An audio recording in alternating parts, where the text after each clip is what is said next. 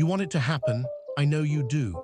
You are sitting there, scrolling through Rightmove on your lunch break, looking at a 3-bedroom semi-detached that costs 10 times your salary. You are looking at your stagnant wages, and deep down, you are praying for the great British housing crash. You want the bubble to burst. You want to see the rubble. You want prices to drop 30% so justice is finally served. The boomers lose their equity, and you can finally afford a home. It's a nice dream. You imagine walking into the ruins with a single pound coin and buying the castle. But I have bad news for you. The referee is betting on the game. While the newspapers are screaming about interest rates and recession, they are missing the silent, mechanical truth about the UK economy. The housing market isn't a free market. It is a hostage situation, and the kidnappers, the government, and the banks have no intention of letting the hostage go.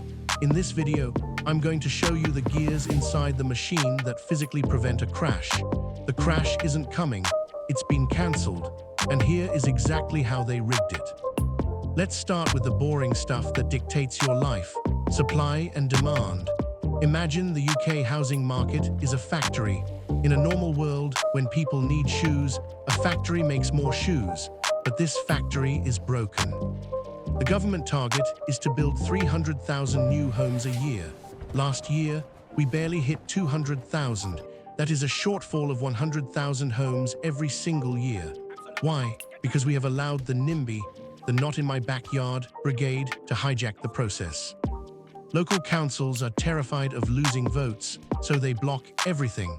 Then you have the planning department wrapping every brick in red tape before it's even laid. The system is designed to say no. Then we have the green belt. It sounds romantic, doesn't it? Rolling English hills. But often, it's just scrubland next to a motorway that nobody can build on.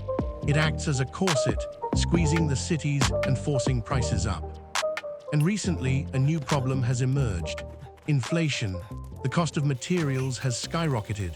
If you are a developer and bricks cost 20% more and labor costs 20% more, you cannot sell houses for 20% less.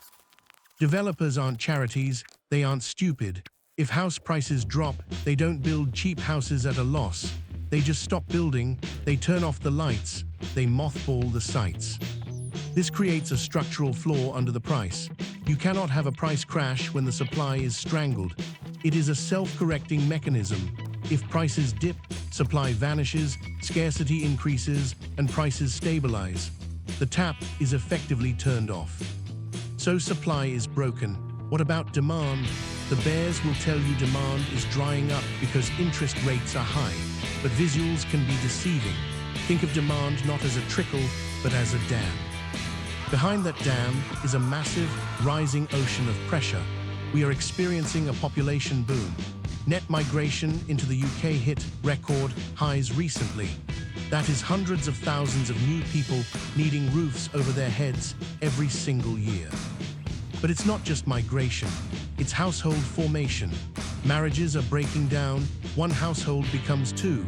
We have a generation of Gen Z adults living in box rooms at their parents' house, staring at the clock, desperate to leave.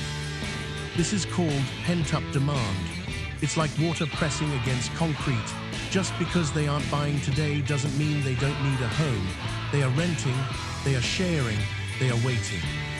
And here is the trigger, the moment, and I mean the second, interest rates tick down, or the moment prices dip slightly, that dam breaks. We saw this in the data James Nicholson highlighted. Sales exploded 8% in a single month just because people stopped holding their breath after the budget. The floodgates opened. There is a floor of buyers waiting at 5% below asking price. There is another floor at 10%. So when you see a headline saying sales are down, don't think demand has disappeared.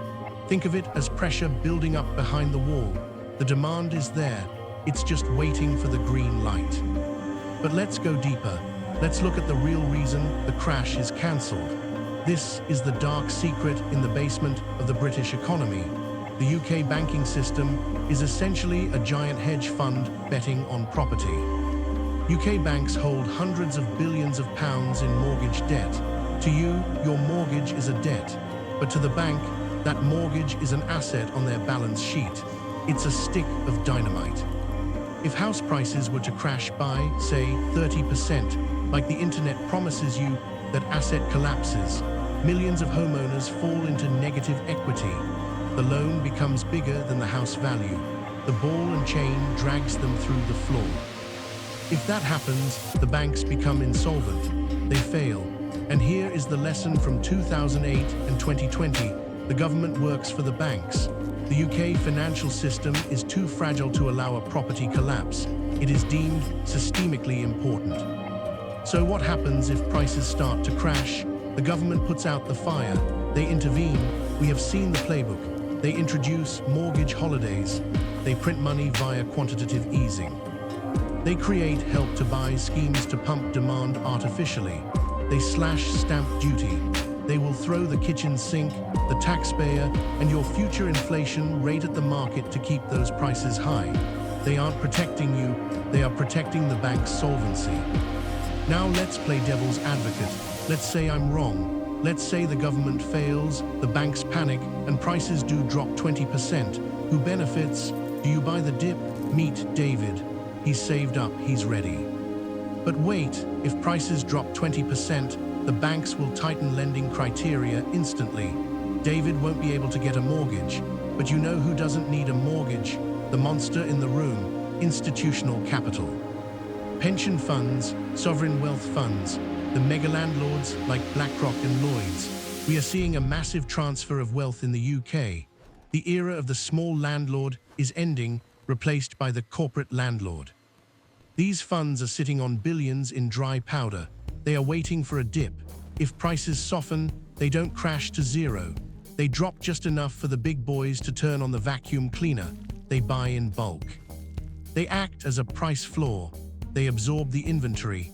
They turn owner-occupied homes into permanent rental stock. This changes the map of Britain from a nation of owners to a nation of renters. A crash doesn't help the little guy. A crash is a clearance sale for the rich. It locks the gate on ownership, potentially forever. So if it's not going to crash because of supply, and it's not going to boom because of affordability, what happens? The wizard casts a spell. Welcome to the Great Stagnation.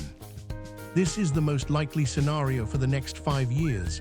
The market turns to ice. Sellers are stubborn. They are anchored to the price their neighbor got in 2022. They refuse to sell for less. They would rather freeze than lose face. Buyers are maxed out. They physically can't borrow more, so nobody moves. Transaction volumes plummet. The for sale signs just gather frost. But here is the trick. In this scenario, house prices don't fall in nominal terms. The number on the sticker stays at £400,000. But look at the loaf of bread next to it. Look at the milk. Inflation is making everything else bigger. The house stays £400,000 for 5 years, but your £400,000 is worth significantly less in purchasing power. This is the silent crash. It happens in real terms, not nominal terms. It's boring, it doesn't make for exciting YouTube thumbnails, but it grinds the economy to a halt. It means you don't get a discount tag. You just get less house for your money, forever, while trying to chip away at the ice with a spoon. The UK housing market is a rigged casino. The wheel is weighted. The house always wins because the house is owned by the bank, insured by the government, and rented back to you by a pension fund. Waiting for a 30% crash is betting against the house. And as we've seen, the house has a habit of changing the rules when it starts to lose. So, stop looking for the apocalypse. It's been cancelled. Instead, you need to accept the rules of the game. Rule number 1, the system protects itself.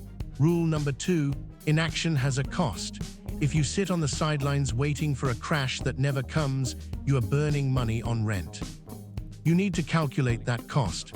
If prices stay flat, but rents keep rising, what does that do to your wealth over 2 years? Is it safer to buy now or safer to wait?